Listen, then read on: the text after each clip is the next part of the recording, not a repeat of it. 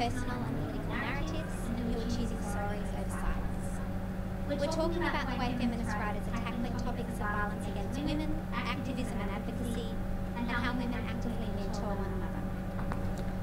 How can we sustain feminist voices and come together to break the silence? We hope your festival experience includes networking, skilling up, inclusivity, creating community, as we all keep working together to create structural change. We'd love to hear from everyone on social media throughout the festival and beyond, but for now, please do turn your phones on to silent as we're recording and live streaming tonight's event and the rest of the events throughout the festival. But do join in the conversation by using the hashtag FWF. I want to give a huge thanks to the authors participating throughout the festival, to the incredible team of volunteers working behind the scenes and those who are coming together this weekend to make the event possible. We'd like to acknowledge the financial support of the Victorian Government and that this session is sponsored by the Saturday Paper, and Anne-Marie Priest's participation is made possible by her publisher UWA Press. We also want to thank our venue partner Luke, who's been generous and fabulous to work with. And of course you, I'd like to thank you, our audience, for coming tonight and for supporting us.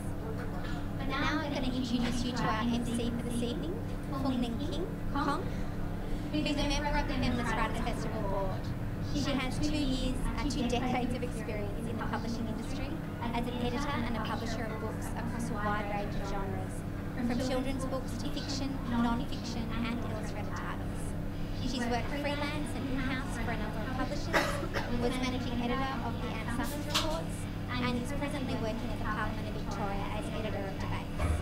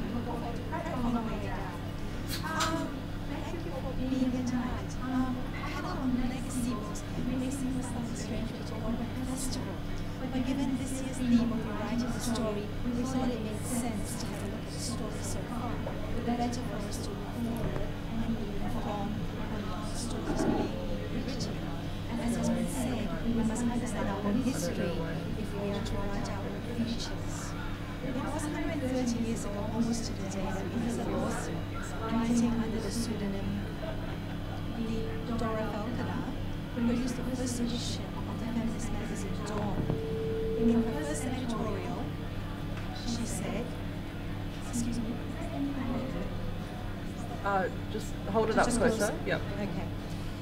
In her first editorial, Mrs. Lawson said, every eccentricity of belief and every variety of bias in mankind allies itself with a printing machine. But where is the printing being champion of mankind's better half? There has hitherto been no trumpet through which the concentrated voice of womankind could publish their grievances and their opinions.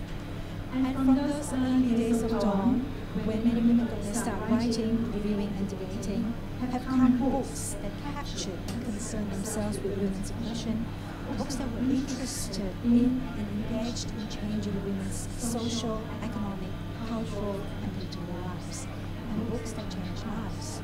So tonight our speakers will tell us about the books that made them, the things that make, and things make the letters that they are writing to fill gaps.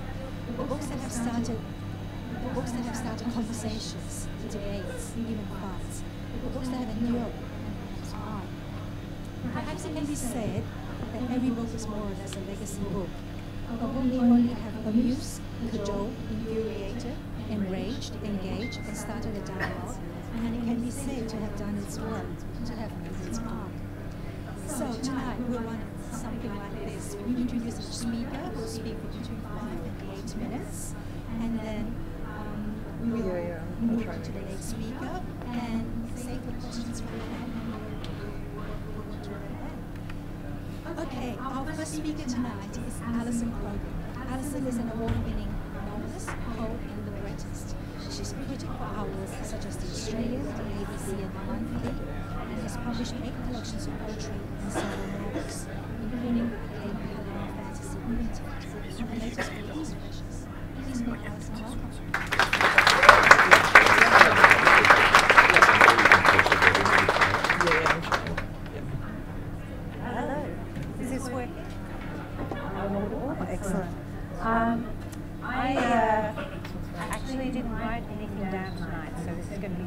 I'm very paranoid and I always write everything down. I thought 5 minutes, that'll be fine, so we'll see how I go. I wanted to talk about two very different books tonight. One of which is very important to me as a writer and as someone who thinks in language, and one of which basically saved my life. When I was a young woman, I was one of those young women who said I was not a feminist. I was raised in the country. This is in the 70s. I moved to Melbourne and I worked as a journalist, which was then 1980, which was when I got a cadetship on the Melbourne Herald, a totally male-dominated profession, and I was one of the first intakes of cadets that basically, I think I was the first cadet to ever be put on industrial relations as a round, and my colleague was the first on police rounds. So when women had gone into journalism before, they were put into what was considered soft stuff like features and the women's section, which I'm sure some of you remember. So, and I became a journalist because my father said I had to get a job and that being a poet wasn't a job. So I thought, okay, journalism's about writing. And I became a journalist, and that was my early 20s. And so then I decided I was very unhappy, and I left and because I wanted to write poetry. And that was around 1985. And I was a pretty fucked up young woman. I was, in a fairly kind of ordinary way. It was, my parents divorced when I was a kid. There was a lot of conflict, and the things that I was kind of brought up with, I internalized, as you do. I internalized a whole lot of things, but I also hated them. So it took me a long time. All I'm saying is it took me longer than it should have to get to feminism. And what happened was I had a baby. So I had my first baby at 25.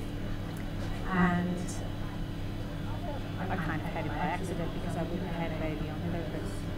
Because the whole idea of having babies and marriage was never anything I ever wanted to do. Like it was the thought filled me with horror. And yet I decided to have this child. And so, being me, I naturally didn't think about having a baby. When I was pregnant, I read everything I could get my hands on about pregnancy and decided what kind of birth I wanted and what I didn't want. I was terrified of medical intervention and that kind of thing. And I was fortunate in that I had no complications, and I had my first baby in a birthing centre, and that was all very good. So basically, aside from the fact that my partner was then pretty fucked really, and he wanted to marry me, which I didn't want, and he was Greek. If you know anything about a lot of Greek men and how Greek pismo works, you might understand that. But anyway, so it was all a bit of a mess, not ideal. But I was really well informed about pregnancy. Until I actually had the baby, I had no idea that there would be a baby at the end of it. Really? And I had a baby and I didn't know what to do with it.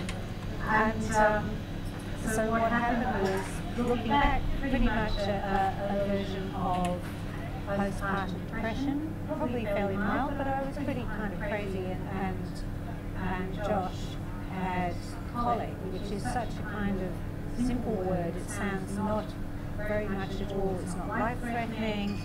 It doesn't, it doesn't actually harm the baby as such, but it's basically terrible indigestion. Nobody knows why it happened. And he had it for 3 months, and what it means is that you have a baby that cries all the time.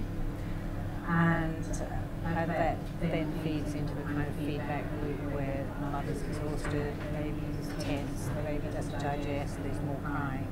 So that was my life for 3 months, which actually I have very little memory of. It was very dark.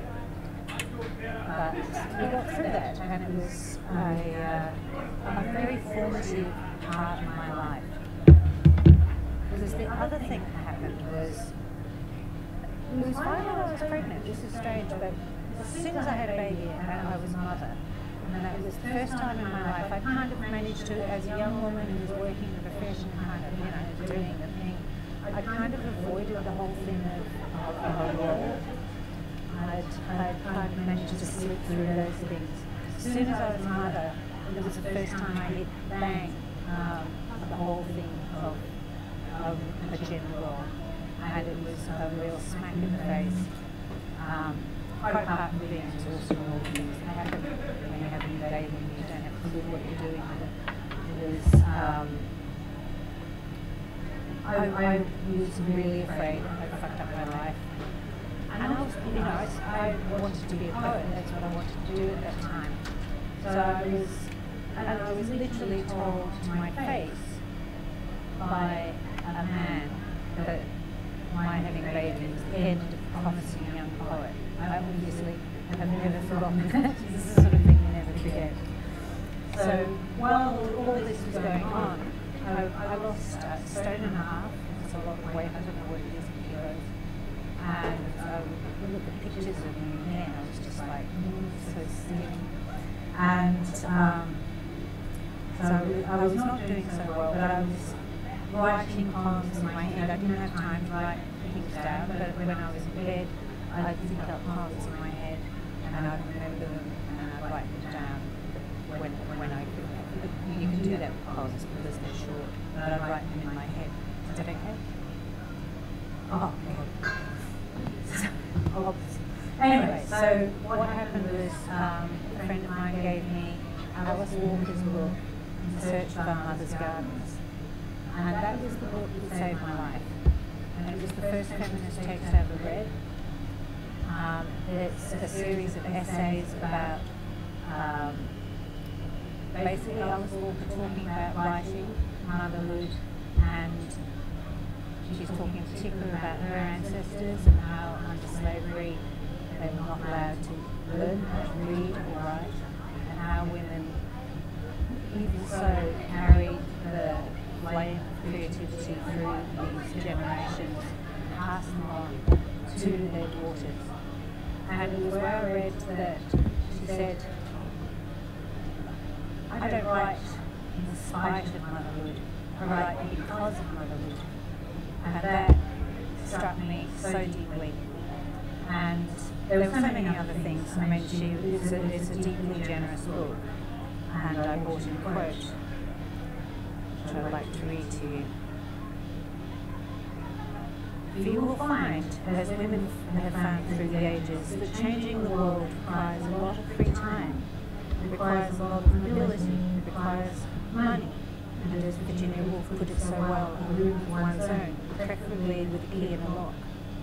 Which means that women must be prepared to think for themselves, which means undoubtedly trouble with boyfriends, lovers and husbands, which means all kinds of heartache and misery, and times when you will wonder if independence, freedom of thought, or your own work is worth it at all. But you must believe that it is, for the world is not good enough, and we must make it better. So I had all those heartache, trouble and misery with boyfriends. And finally, only ever ended up staying with a man who was a writer, because I could not stay with anybody who did not respect my work. And most men seem to consider it a hobby. The other writer who was very important to me was Dale Spender, Australian feminist, and her 1980 book, Man-Made Language. That's the title. Which talked about basically how language is constructed, and it still is, less so now because women have changed that and a whole lot of things as it reflects a reality in which the male is the default, and this goes down all the way down to the actual nuts and bolts of the grammar. That there is a binary system, there are only two genders, that for the man, remember, you still read books, but he is universal. I used to resent that enormously when it began to dawn on me as a writer that I could not stand for universal humankind because I was not a man, because only men did that. So Dale Spender's book looks at all the nuts and bolts of what that actually means in terms of the construction of our grammar, and it's a very important book. And I think I'm out of time, so thank you very much.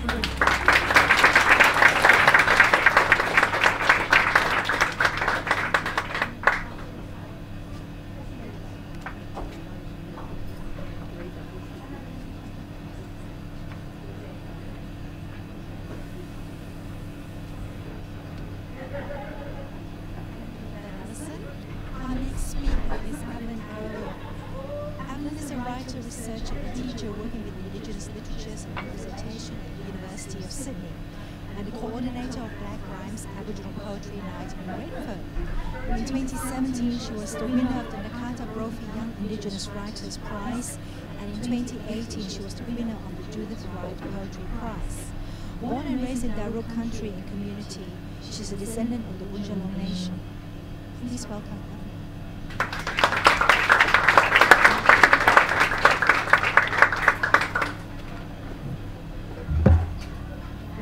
Hello everyone. I assume you can hear me because I can hear myself, which normally means that everyone else can hear me. Yeah, we're good. Just wanting to extend my respect and my acknowledgements of the Wurrung Wurrung people of the Kulin Nations upon whose country we meet today. I also would like to extend my respect to the survivors of the Corranderk Reserve, many of whom have gathered and sought refuge on this country, and would also just like to further extend that to the Kamaragunda Reserve, from which some of my family have come, and some of my family who have sought that refuge in Naarm.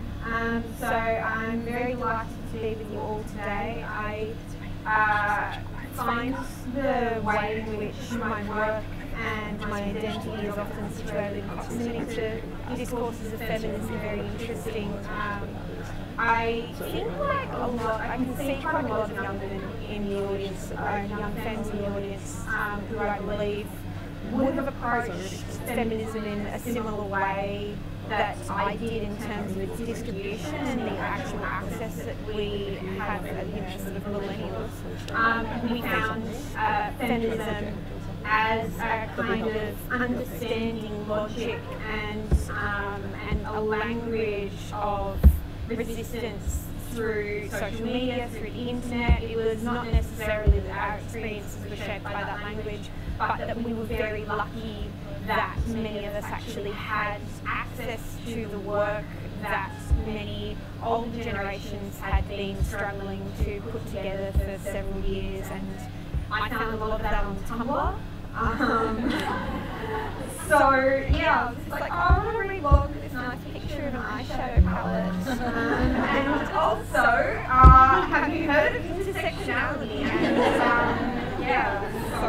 I'm better than you. So I fell into feminism, or rather sort of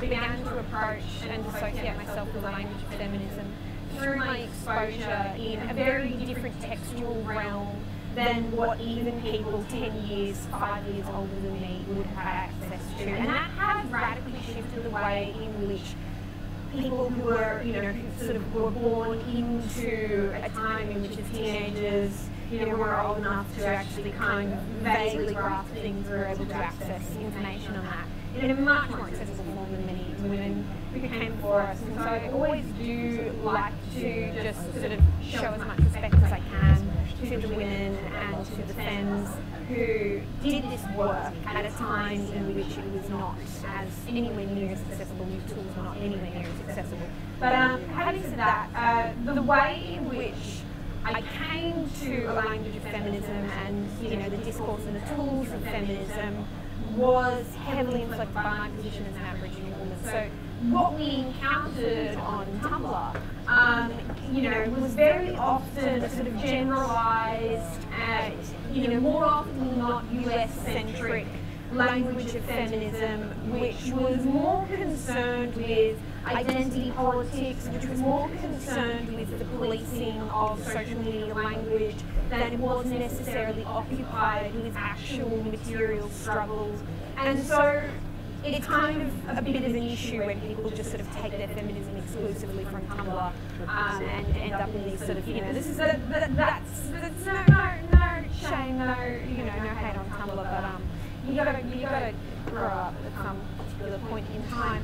So I felt very empowered to the point of being a bit bratty that I was able to access all of this language, and then it was something like, oh, identity politics, oh, intersectionalism. My experience does differ from that, and now I have all of these oppression points that I can gain over other people on the internet, and I can become more powerful than them, and I will be the strongest social justice warrior. No, I kid you not, this was kind of what I was going through at like 19, so I'm really glad that I stopped using Tumblr. Please no one look at my account, just don't do that to yourselves.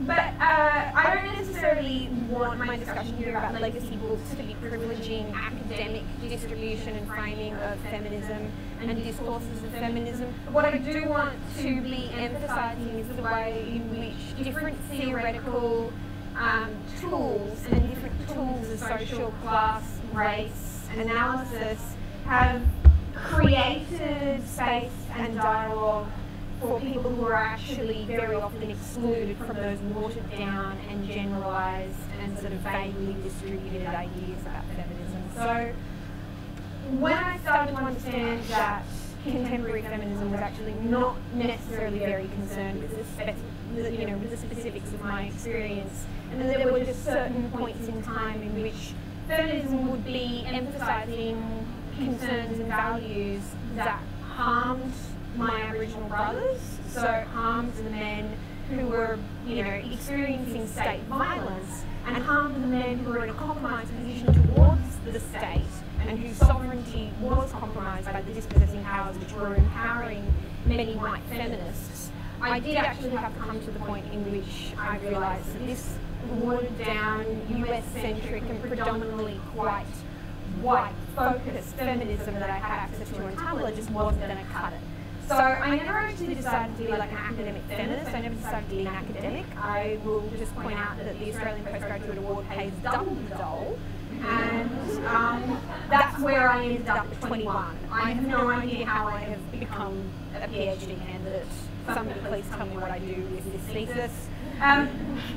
But I have sort of graduated, I think, partially just because of my identity and partially just because of my interest in decolonisation, which necessarily has to attend to the influence of colonisation on our gender paradigms and our languages and representations of gender. I've kind of fallen into this space in which I actually do need to be ethically, constructively and quite, you know, well informed about what feminism is and the limitations of different forms of feminism for Aboriginal people. And these limitations are extended also to intersectional modes of feminism. I very often was sort of told, oh, it's okay that you don't find your experience in white feminism because now we have intersectional feminism for you here.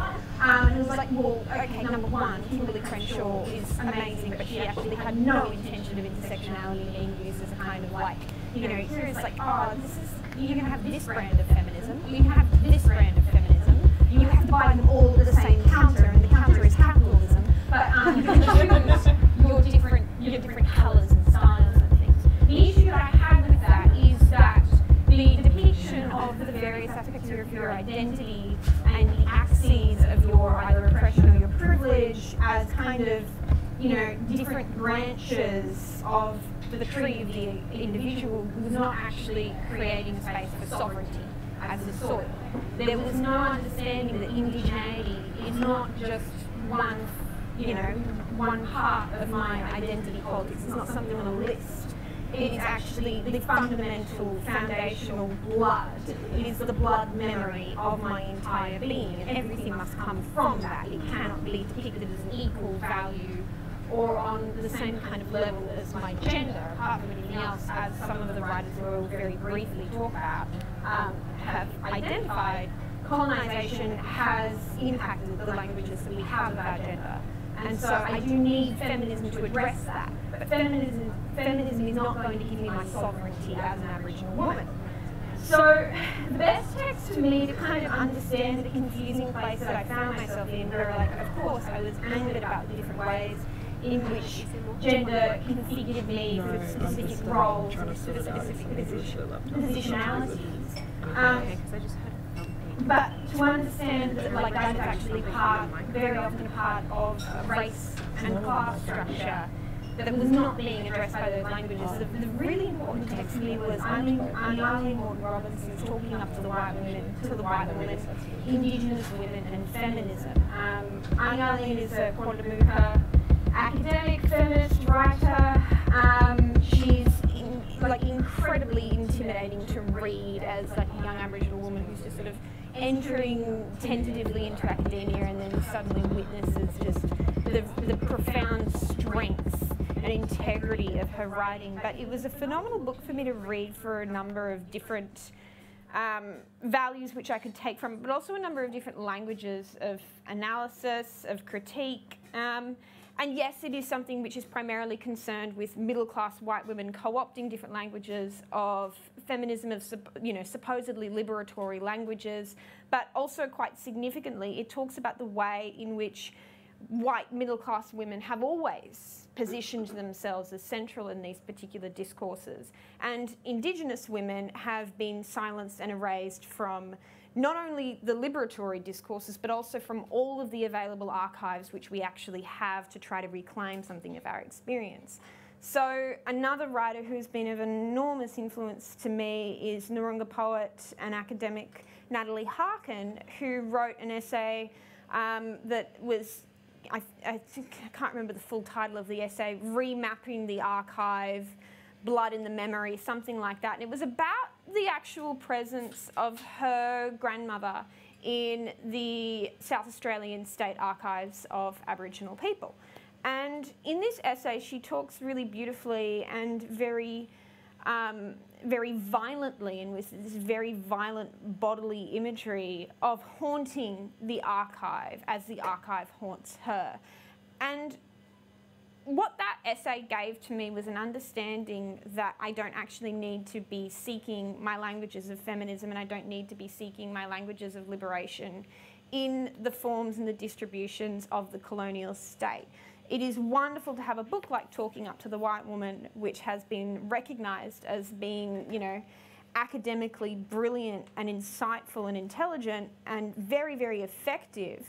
But that there are also histories and stories and, articulations of womanhood within the archive that can be accessed and can be liberated from that. So I guess my kind of conclusion from this is that feminism comes to you, and the languages of feminism comes to you in a multitude of ways, and very often the work that we do in accessing that is often the work that we do to decolonise and deconstruct and reclaim something of ourselves from that language.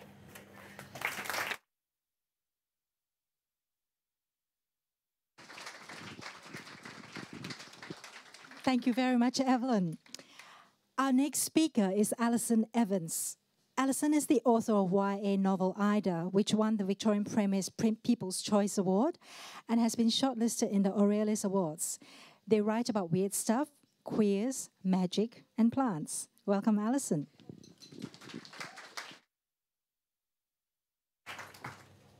Hi, how's it going? I didn't know there was going to be a lectern, so I just put it all on my phone. So I'm not tweeting, I promise. I've always read a lot of children's fiction throughout my life, so I guess it makes sense that I write for kids. When I was a teenager, basically all I did was read books.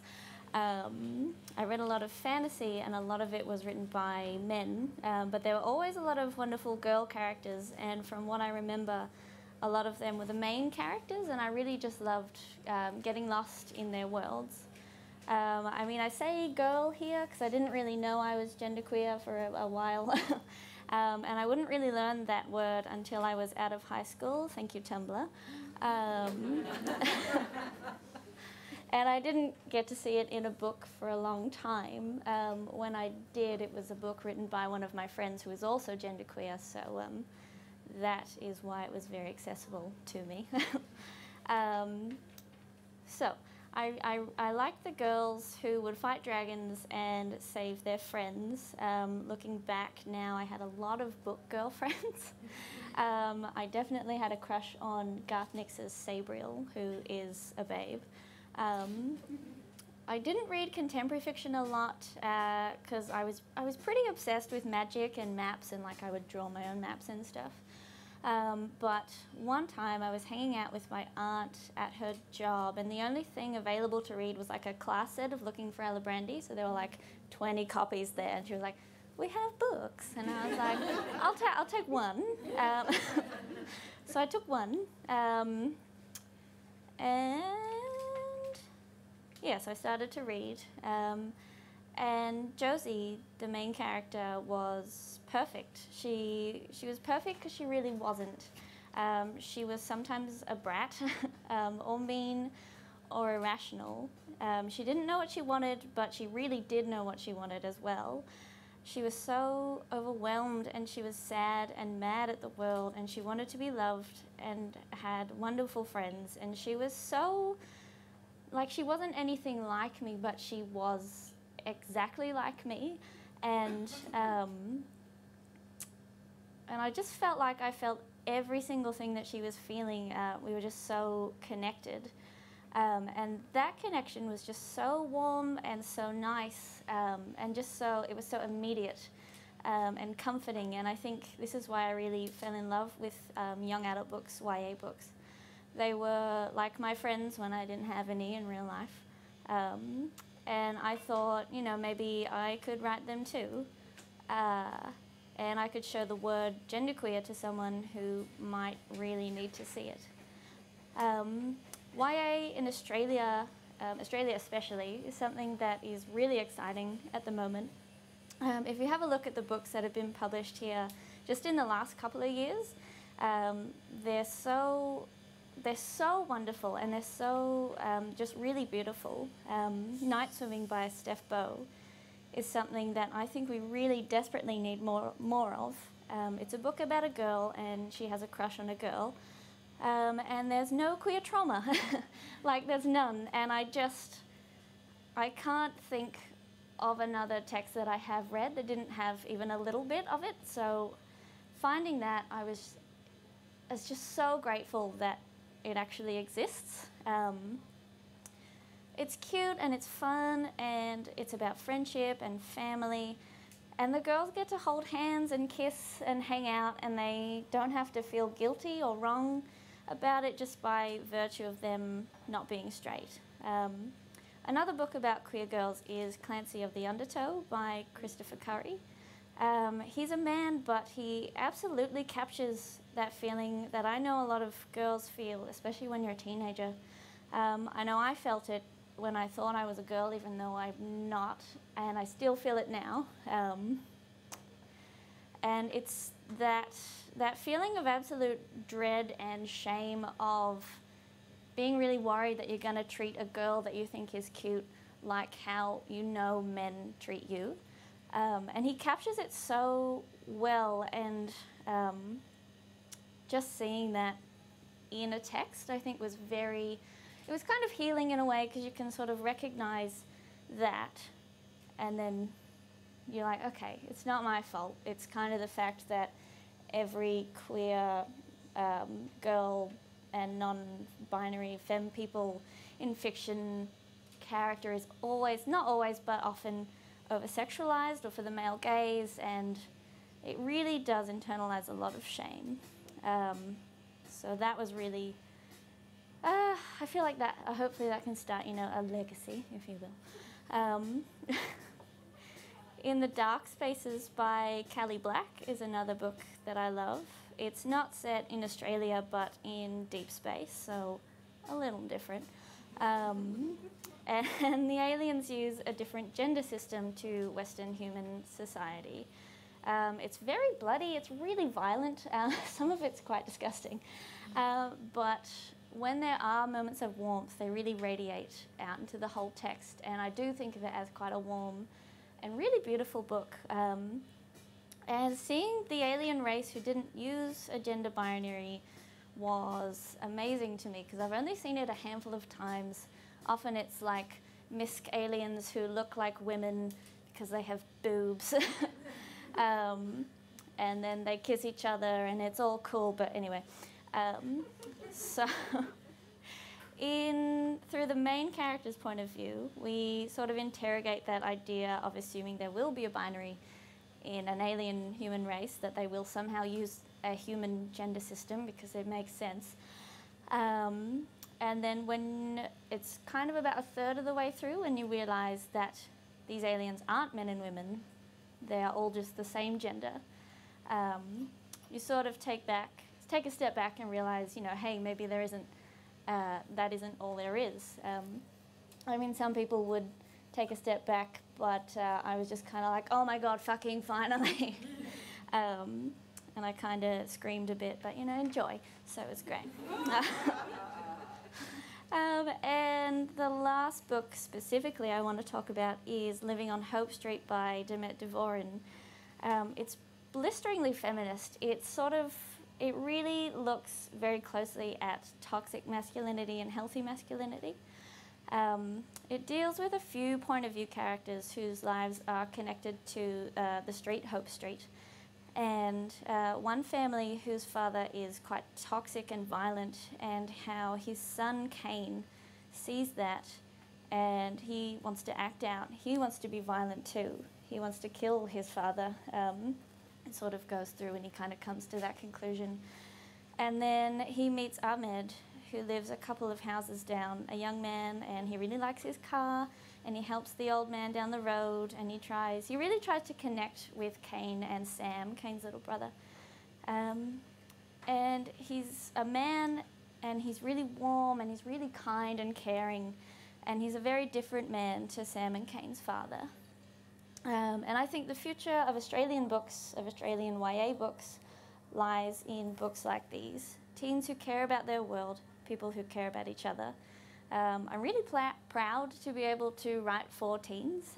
I think they're the most wonderful people, and they are definitely the most wonderful readers, like, no offense.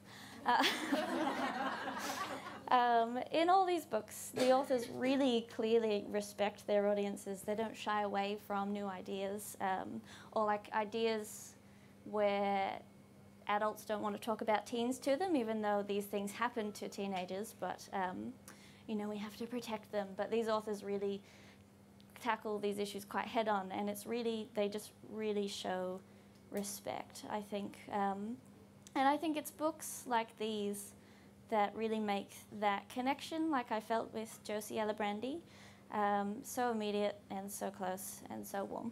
Thank you.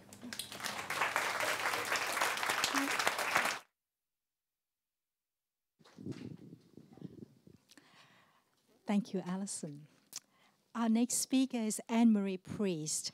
Anne-Marie is a scholar and writer who has published Great Writers, Great Loves, The Reinvention of Love in the 20th Century, and A Free Flame, Australian Women Writers and Vocation in the 20th Century. A Free Flame received a high commendation in the 2016 Dorothy Hewitt Award, and in 2017, Anne-Marie won the Hazel Rowley Literary Fellowship. Welcome, Anne-Marie.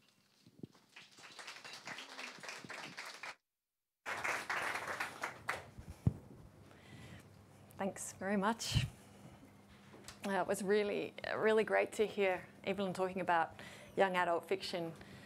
I feel a bit jealous, actually, because young adult fiction when I was a teenager really hadn't hit its straps. And yeah, so when I was a kid, well, actually there's probably another factor here as well. My family were very fundamentalist Christians.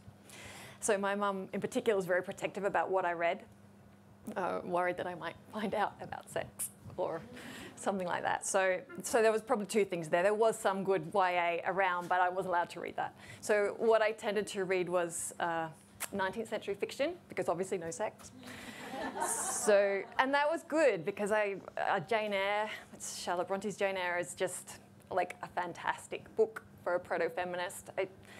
I'm not, actually, that's not one of my books that I've chosen, but I loved that book and I read it multiple times. When I first read it, the language, the 19th century world didn't really mean anything to me, but this vivid, alive, central consciousness, this is seeing that a young girl is this complex, desiring subject. That was what was feminist about that book for me. And it just grabbed me and pulled me straight in, and yeah, I loved it. So looking for other books that had that kind of strong female character was really, really difficult. And so, I mean, I read more 19th century fiction, Little Women, Anne of Green Gables, which are not feminist in any way except that one way, that they had a strong, desiring subject. And I identify with that and I just ignored all the rest, basically. But when I got into my teens, to my shame and embarrassment, I started reading romance novels. I wish that I had sort of found fantasy and science fiction then, but I didn't find it accessible then. And I think because most of the heroes were boys, and I just really wasn't interested in reading about boys. So, and yeah, now of course I can see there's so much more now in fantasy. But there wasn't much there for me, so I'm reading romance novels, and I don't know why, but my mum didn't object to Sweet Dreams, which now I'd be like, no child should ever be able to read those. But no sex. So I discovered all about love, which I was very curious about. And I actually think now, looking back, just occurred to me recently that the reason I was into romance is because those books were about women. I mean, all about girls, and that's what I wanted to read about. But they weren't serious, so I read Jane Austen, and then I read Georgette Heyer, which is like Jane Austen on speed or something. It's more pleasure all the time. So yeah, this is my shameful past. And so the book that I really want to talk about today is the antidote to romance, and that is Christina Stead's For Love Alone. I don't know if you can see it. I've brought in my lovely 1979 copy with Russell Drysdale and all my notes on the side, because I love it so much. But Christina Stead is not somebody you're going to find on Tumblr, whatever that is. Yeah, I think she's snuck on. Well, she probably has, right? That would be a quote. Yeah, there would be a quote, right? There should be more than one. I don't know, for legacy, I mean, Christina Stead in some ways has an obvious legacy. She's an Australian writer who's kind of known and famous, but I sometimes think, she's obviously not read that much, even though she's known. And she's complex and a difficult writer, but this book, For Love Alone, I thought it's big. I thought it was going to be a romance novel. For Love Alone. It's really not. And if somebody's laughing who's obviously read the book. Yeah, you start off, and I wanted to say there are three things about this book that challenged me completely and overturned my whole idea about love and romance. The first is the idea of female desire. Teresa Hawkins, who's the central character, as a young woman at 14, is just so horny. This book was published in 1945, and it's actually about her own, it's very closely autobiographical. It's about her own young womanhood in the 20s. And there's this wonderful quote, which I won't read, I'll just paraphrase, where she says, at 14, I was sick with love. And at 15, I walked down the street and people could see my cheeks were red with my passion. And at 16, boys were looking at me, everyone was looking at me because they could see my passion just falling out of me. And at 17, I started to wilt because I had no love. And of course, love. These passages are quite extraordinary in the novel. It's especially written in 1945. But she just said, "What am I going to do with this huge passion? I need to have sex." And this is a child. I mean, a 14-year-old. And what was so radical for me in Sweet Dreams, there's no desire except with a specific person. So you fall in love with someone, and then you feel some chaste desire for them, which of course you don't consummate until you're married. But the idea that desire, sexual desire, can be separated from morality and ethics, and from love and romance, and from all of the idea that all of that is cultural, and that we could make of sexual desire something quite different, and especially for a woman. And it's so shocking to have a 14-year-old girl say, you know, I'm so horny. It's just like, okay. And she's really aware of that too. She says, you know, it's shameful. Women can't speak their love, is how she puts it. And she has no one specific in mind, but those two things together, the desire and the lack of any place for this in her culture, the shame around it, it was so revelatory for me. Just think that you can have like free-floating desire. Again, probably partly this goes back to my religious context, but so the second thing that really strikes me about this novel is what she shows about love is how much it's constructed by our culture in ways that are misogynistic, women-hating. And she's constantly, the character Teresa is constantly realising that, as she says, she can't tell the man that she loves him, because that's not appropriate. She certainly can't ask for sex, and she certainly can't have sex except within marriage. And she realises that all of that is completely cultural. It's nothing that comes from her. And yet the discourse of it about true love, it seems like a completely personal discourse. It seems like it's actually about how you feel. Christina said is brilliant at showing how the external things like culture and society become internalised and actually shape you right in to shape your thoughts and feelings and desires. There's a really awful passage again in this book. But for most of this book, she's in love with a guy called Jonathan Crowe, she absolutely adores him, and she thinks she's got an imaginary idea of him, of course. And she worships him, and he's really, really horrible, and he hates her and he hates women.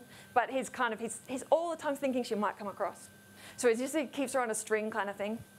And right at the end, when she realises that he's not for her, she says that she released him from her will, which I think is such a terrific way to describe what it's like to fall in love, how much self-will there is in that, how much there is of fixing your intention on somebody and making them fit. And finally, so she lets him go, and then she finds out something horrible about him, that he's asked all these women, as an experiment, he's asked 5 women to come and live with him, just to see what they would say, and nearly all of them said they would. And then he's just like, they've just had dinner and they're outside the restaurant and there's a row of rubbish bins there full of rotting food, as Stead tells us. And he says, they're like that, like those bins. And she's like, those bins? There are 5 of them? And then he just starts saying how, what his experiment showed is women's degrading avidity, meaning, their eagerness for love and sex. And as he's explaining all this, pontificating, she feels that all the garbage is coming out of the garbage bins and covering her, and she's disgusting and smelly and awful. And that is it's such a brilliantly depicted way of showing that underlying misogyny and how that is so closely tied with that idea of love and marriage, that a woman has nothing but that, and so she has to be avid, because her only way of living in the world and of being happy is getting someone to marry her.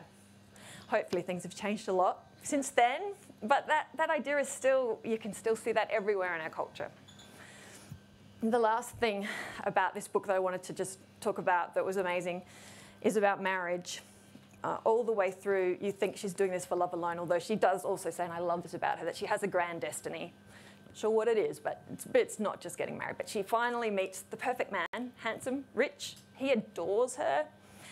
And they get together, and they don't actually get married, but close enough. He's already married, so not that perfect, but yeah.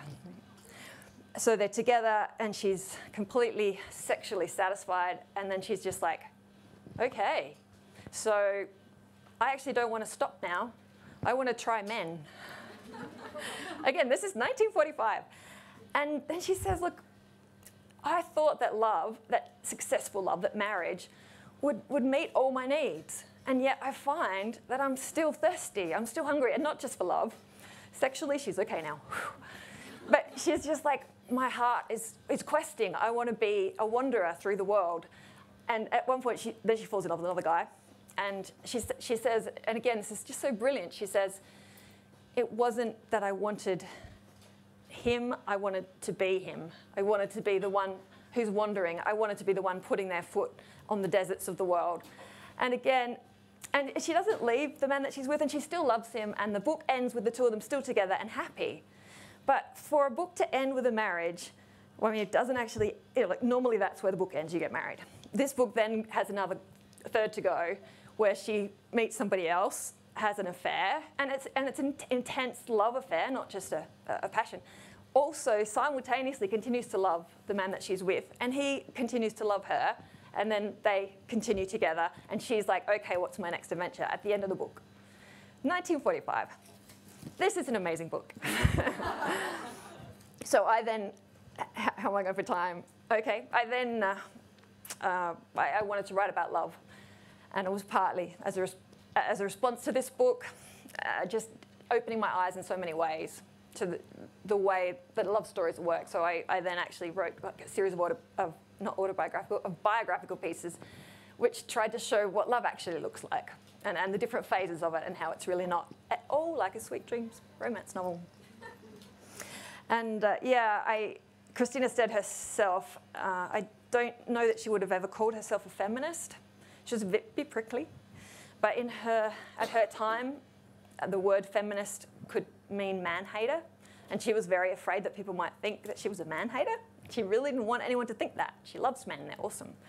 So even though her discourse is so brilliantly, incisively, she just pulls apart patriarchy and the influence that it has on women, she still didn't ever come up and say, I'm a feminist. And a lot of the women from the 20th century, I think, who do have things to say that would really speak to women now, and that are, I think, clearly feminist, we might miss them because they don't have that label. So I guess my proselytizing part here is, so when I came to write my next book, which is about vocation in women's lives, I focused on some 20th century women writers. And I mean, what I was looking at there was women who have a huge passion that's not a passion for love, that's something else that drives their lives. And each of those writers, I think the only one of the four, Dorothy Hewitt, would say she was a feminist. The others wouldn't use that term. But their works show that intense struggle to create themselves as desiring subjects and to sustain that through their lives. And that, to me, makes them feminist.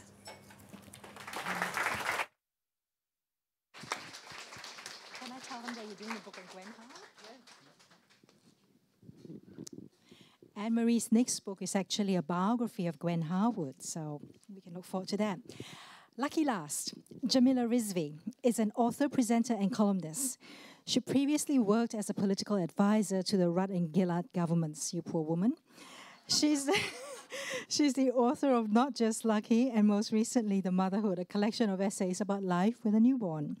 She's editor-at-large for Future Woman, the Nine Networks cross-platform venture. Jamila. Thank you. Good evening. I have to start by apologising. I have a newly broken nose, and so I'm quite nasal. So I hope I can be properly understood. I sound bizarre to myself. I was 7 years old when I realised that nobody on television looked like me. The closest was Guy from Captain Planet. Does anyone remember Guy? The planeteer with the power of water. This is the part of the story where I'm supposed to tell you about her racial identity, but I can't because I don't actually know what it was.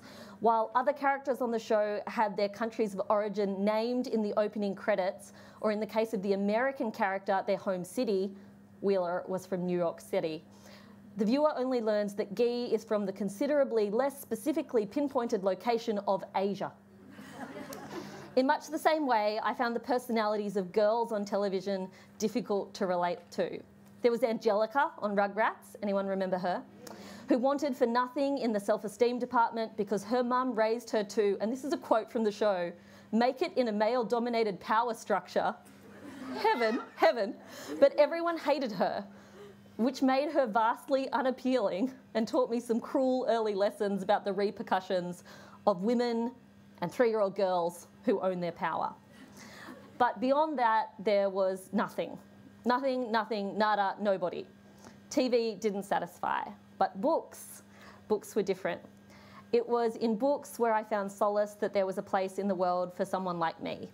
It was in books where I found characters that I wanted to be mates with and who made me feel proud of who I was. Characters who failed and found it hard to get back up again. Characters who laughed too loudly or were told that they were too much. Characters who were bossy. Characters who were bitchy. Characters who were bold. Characters with hair that didn't always sit quite right. I think every lover of literature has that book, the one that turned them into a reader as a child. Mine was Edith Nesbit's The Railway Children. I can still picture this amazingly, disgustingly ugly emerald green and pink floral bedspread that I was lying on when I realised, along with the protagonist, who was 12-year-old Roberta, who was just fierce, that her father was in prison and that her mother was keeping it a secret. And I remember crying myself to sleep that night. You'd be forgiving for assuming this would have put my own 7-year-old troubles in perspective, but alas, no. The very next day, my mum and I had this Barney of epic proportions about replacing the unicorn wall frieze on my bedroom. 12 months earlier, I'd insisted on its purchase, despite warnings that I'd grow out of it and would need to be satisfied for at least 2 years. I'd foolishly vowed loyalty to the abominably ugly design for life. Regret and longing didn't feature in my reading habits as a child the way they do now. Drunk on time and lack of responsibility, plus the combined generosity of my parents and a public library card, I read widely and I read regularly, far more so than I do now. Politeness didn't stop me from taking a book out to dinner or to the house of my parents' less interesting friends. I didn't have a type or even a favourite genre. I read and loved everything I could get my hands on. Perhaps the only common thread was that all my favourite books featured women and girls. I was still sounding out words in Matilda, Charlotte's Web, Little House on the Prairie, 1,000 Paper Cranes and A Little Princess. By the age of discovering The Most Wonderful Judy Blume, I was in full flight with 45 and 47 Stella Street, Hating Alison Ashley, Little Women, Looking for Ali Brandy, and Emily Rodda's Teen Power Inc. series where there was another Asian girl. It was just so exciting at the time. As I grew more conscious of the world beyond my little piece of it, I chewed through A Wrinkle in Time, Red Scarf Girl, Jane Eyre, To Kill a Mockingbird, Pride and Prejudice, Roll of Thunder, Hear My Cry, and Anne Frank's Diary of a Young Girl. That is what I remember of Year 6, the year when all my friends decided they hated me, but the girls in those books did not. I always preferred books with women protagonists, and it's a preference that has stuck with me as I've grown up. It's not that I don't enjoy reading books about men, right? Like I do. They're just not as interesting. Men don't have as much to talk about. It's all sport, sport, sport, war, war, war, and I can't really get into it. The characters don't look and sound and act exactly like me, and so I just couldn't possibly emotionally relate to those characters. I couldn't project myself onto a male character, so I refused to be interested at all. Besides, who wants to learn about the world through a lens that is not my own? The stories of women are more likely to go untold, especially to children, and where they are told, they are less financially lucrative and far less likely to be taught in schools. The stories of women of colour and other minorities even less so, except when used as pornographic insight into a life the white adult reader will never encounter. As I heard so many times at my mum's all-white book club, it's so sad, isn't it? It's just miserable. It's utterly wretched how these people lived. The silent whisper goes, thank goodness that's never going to be me. As the child of a cross-cultural marriage, I was desperate to get my hands on literature that spoke to my own experience. And then I found Amy Tan and her stories of a culture quite unlike my own and quite unlike my family's, but still she wrote stories of women who were not white. The Joy Luck Club quietly captures the tension that exists between generations, which is the result of clashing cultural expectations. Reading it was the first time I felt my own sense of living between two worlds and never being quite sure about where you belonged, articulated by someone else. And I remember that it felt like electricity. And I felt incredibly understood and I felt seen for the first time. I've had that feeling again recently. Australia's own Maxine Beneba-Clark had me calling my mum and dad halfway through The Hate Race to read particularly striking passages down the phone. It's like us, it sounds like us, this is what it was like when we grew up, I stammered. The individual incidents are different, of course they are, but the narrative is the same. An Australia that all too often fails its people of colour. Taking me back to her childhood, Maxine transported me back to my own. To being one of only 3 children sitting outside in the hallway during scripture class. The Thai girl, the African boy, and me would spend 2 hours every Thursday morning in school time tearing the side strips off computing paper because nobody could think of anything better for us to do. We did that for 5 years before I asked Mum if I could be a Christian. There was one teacher on the staff who called us her little sweatshop. The Hate Race brought the pain back. It made it over, anew, refreshed and reborn. Yet I'm so glad about that pain because I wanted to be taken back there to the frustration of a little girl who just wanted to fit in but kept being told that she didn't look quite right, that her family wasn't quite right. The girl who heard whispers of Muslim from the other parents at drop-off and wondered why they didn't speak in normal outside voices because we weren't in the freaking library. Memory prompts pain that gives way to exquisite relief, and that's what books do for us. Books have always been where I have found my place, where screens and society told me that we were different. Books allowed me to imagine a world in the colours of my own imagination. Even reading all those tales of all the little white girls that I named earlier, I just saw them with skin that was brown because no one ever said they were white anyway. They were brown, they were black, they were creamy mocha because the authors didn't bother to say otherwise. Before I knew better, there was a black Anne of Green Gables with red hair and freckles. There was a Chinese Matilda and an Indian Jo March. They weren't real. Of course they weren't real. They existed only within the confines of my imagination. But that didn't matter because in books, it doesn't have to.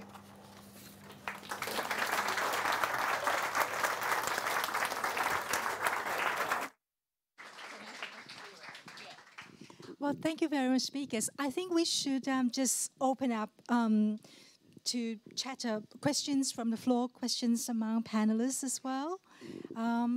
Does anyone have a question, or I can make a start? It seems to me that Alison said at the very start, books say